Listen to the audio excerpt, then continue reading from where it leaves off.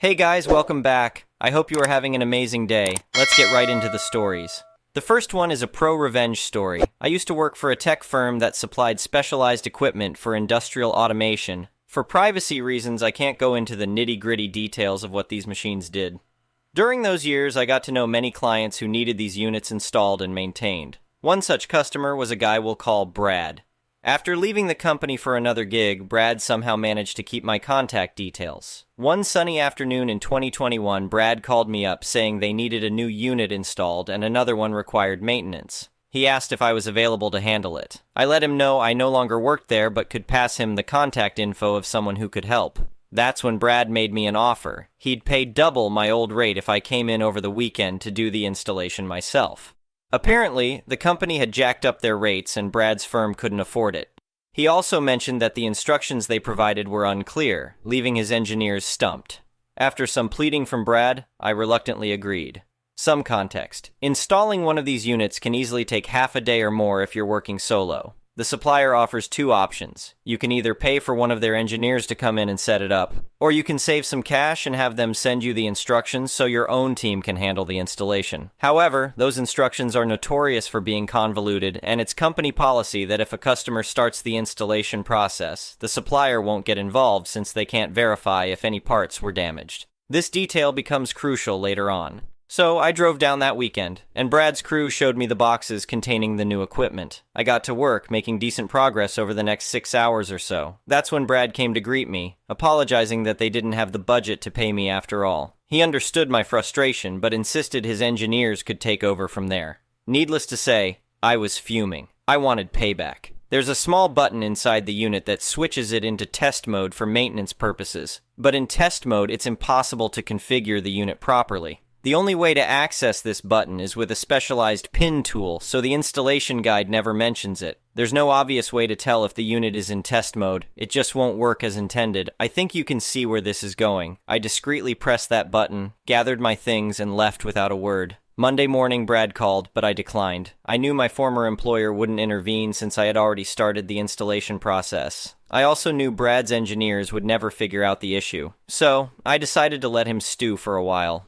A few days later, after numerous missed calls, I finally picked up.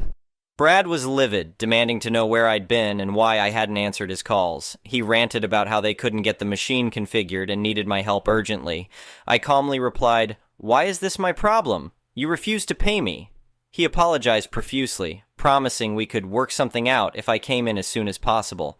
I stated bluntly, "Oh no, you're going to pay me £7,000 up front before I lift a finger." I had never felt such power before. Brad screamed at me for a bit before hanging up. The next day, he called back, his tone utterly defeated. After apologizing for his outburst, he asked if I could come and fix the issue, promising to pay me. When I insisted on payment up front, he tried to argue, but I stood my ground. Eventually, after some back and forth, he relented and the money hit my account. The following day, I headed over to Brad's place. The look of utter confusion on his face when I whipped out that pin tool and switched the unit out of test mode was priceless, but even more delightful was his reaction as I packed up my tools and left after just 20 minutes of reconfiguring the machine.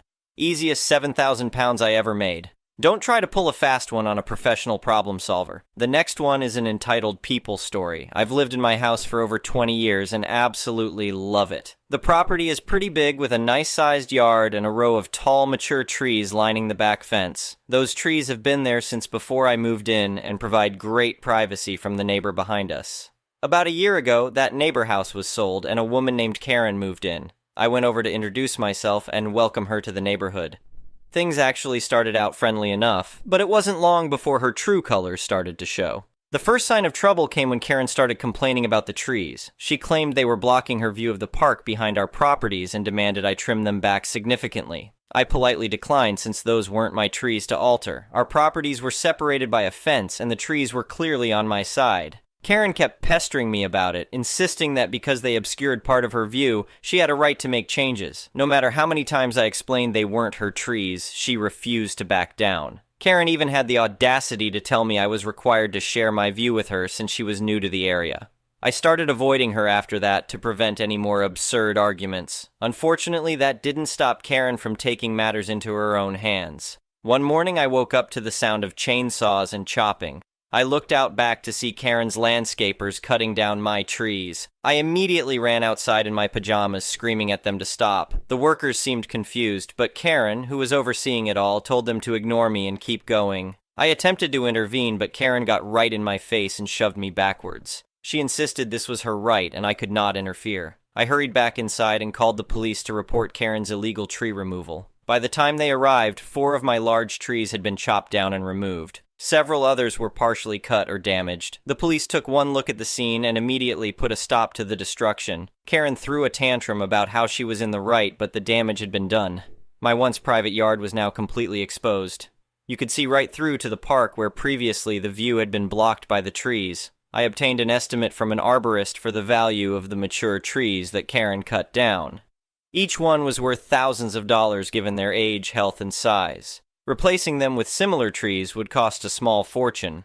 Armed with documentation of the damage, I took Karen to court for the illegal destruction of my property. She continued to argue it was her right since the trees obscured part of her view. Karen acted like she was completely justified and had done nothing wrong. Luckily, the judge was not sympathetic to her absurd entitlement. He ordered Karen to pay not only for the value of the destroyed trees, but also for the trauma she had caused. With property damage and emotional distress, the judgment against her was over $50,000. As we left the courthouse, Karen glared at me and threatened that this wasn't over. She vowed to make me pay for costing her so much money over a few pathetic trees. I told her that if she tried anything further, I'd have her thrown in jail. In the end, I used the settlement money to have new trees planted, restoring the previous privacy to my yard. Karen learned the hard way that she can't just destroy other people's property because it blocks her precious view. Her actions tried to bring me down, but I refused to bow to her intimidation. With the law on my side, justice was served. She's now stuck with the ugly stumps that remind her daily of what happens when you mess with the wrong neighbor.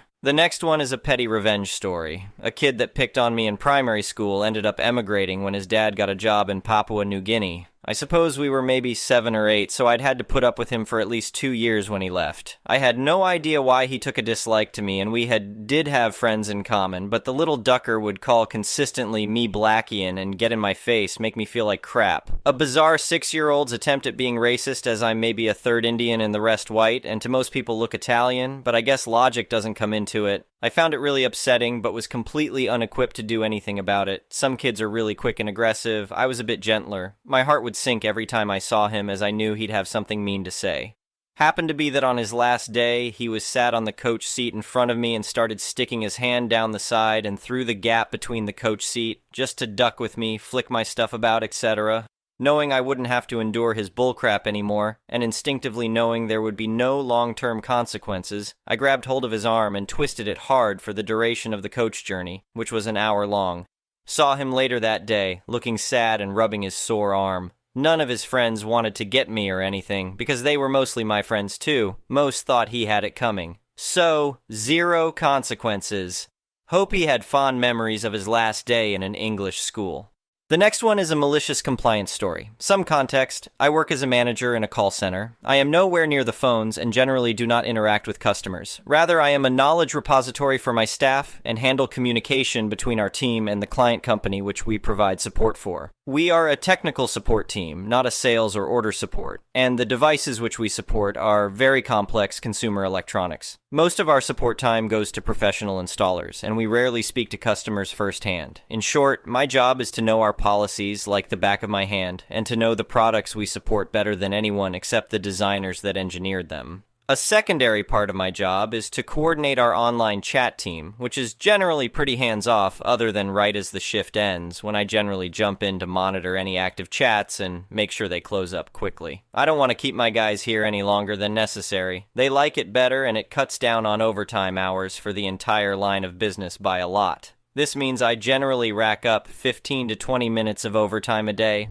though some days it can be as little as 0 and others as much as an hour. My direct boss knows all about this and is generally all for it. One day, however, the guy who was in charge of all the support teams, we work with many brands, sent out a memo that management should never be getting overtime. I brought this up with my boss, as this would seriously impact my team, who arranged a meeting with the big boss. Big Boss proceeds to tell my boss that no, I cannot rack up any overtime hours. Fine, I get out at a reasonable time every day. I have zero issue with this. So the next Monday, I log out right when my shift ends. Turns out 3 of my guys were there for an extra hour with last-minute chats. Tuesday, nearly the same story. This continues all through the week. We are bleeding overtime hours for support staff, with most of my team getting nearly an hour of OT per day. This goes on for a pay period when Big Boss comes back and tells us we were told to reduce OT hours and that we had somehow racked up even more than we had before. My boss backed me up and told the Big Boss that no, we were told to reduce management OT hours and that I had indeed not racked up any overtime. Big Boss asks why OT hours increased, and I mentioned I stayed to make sure my team had support they needed to get out as early as possible. Big Boss goes, well, that makes sense, keep doing that, but add any overtime to your Friday lunch so you don't rack up overtime. I explain that I can do this, but will still probably get a bit of OT on Fridays since the end of the shift is obviously after lunch. Again, cool. Long lunches are nice. This works well for a few weeks. I am making sure I zero out my OT. But I knew it was only a matter of time before they regretted doing any of this. We were approaching the busy season and getting more and more long chats and calls. I made sure to get Big Boss to email and CC me and my boss this instruction directly. Sure enough, a few weeks later Monday, I'm there for a whopping hour and 30 minutes trying to get one guy out the door. Tuesday for an hour, Wednesday for an hour 15, and to top it off, 2 whole hours on Thursday. It was a terrible week for the last-minute chats. I tally up my makeup time for my lunch, 5 hours and 45 minutes, plus an hour for my normal lunch. I normally worked 4 hours, 1 hour lunch, then another 4 hours. So that Friday, I came in and explained the situation to my boss. He was cool with me working for only 2 hours and 15 minutes the whole day, because I was doing exactly what the Big Boss said to do. So an hour into my shift, I go on my 6-hour and 45-minute lunch. While I'm enjoying my most-of-day siesta, the entire line of business is burning down. Chat is so busy we have people waiting 30 minutes to speak with someone. Calls are so busy we have 15 calls waiting. On days like this, I normally jump in the queues, as I do not need to document every case like our Tier 1S have to, and I'm very good at my job. I can usually knock out a 15 to 20 minutes call for a Tier 1 in 5 minutes or less. I can easily handle 4-5 chats at one time, seriously taking a load off that team. Now I alone could not save this shift. No way. We were due for a hiring class and were working on onboarding new Tier 1S at the time, but man does it look bad to the client when one of your key players is absent all but 2 hours and 15 minutes of one of the busiest days ever for our LOB.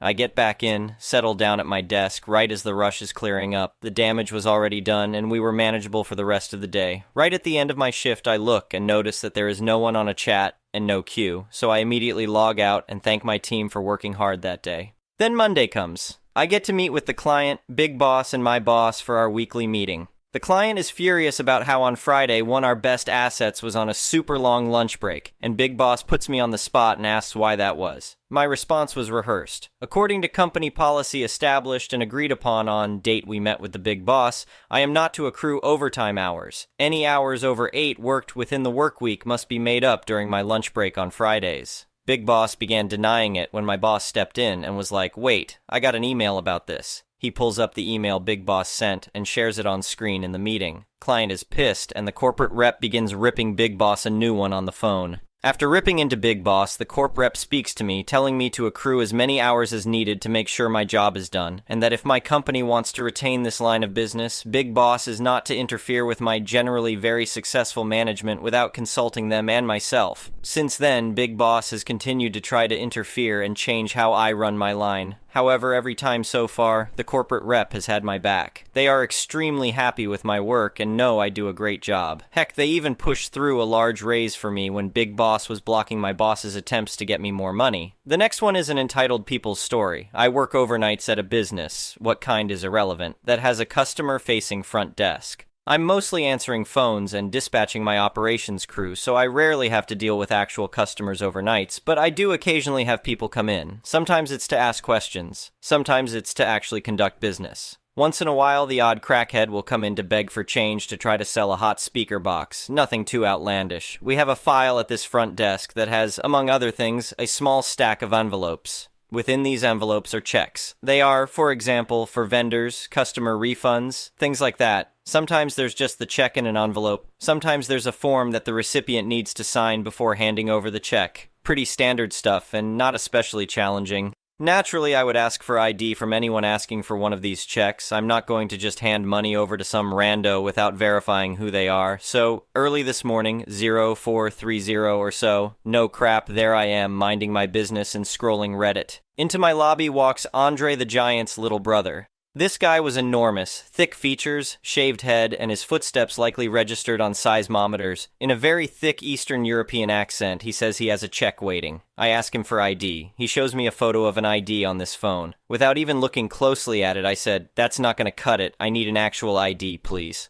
I couldn't catch a lot of what he was saying, but it sounded like he said that he'd just driven 30 miles to pick this check up. I figured he could email me the picture, which I could then print, and hopefully that would cover my ass. He showed me the phone again, and when I looked at the picture on the ID, it was of a skinny little dark-haired guy. "Who the hell is this?" I asked him. "This is my brother. He works now. I pick up check for him." I shook my head. "Sorry. I'm only giving this check to the person whose name is on the check, and only if they have a physical ID to show me. Tell him to come after work." He got frustrated with me and then handed me the phone again. "My brother, he talked to you." So I took the phone, and the person said that he was at work and that his brother happened to be passing by and that my manager had emailed him and he will forward the email to his brother as proof, so just give him the check. I said, "I thought he said he drove 30 miles just to get here."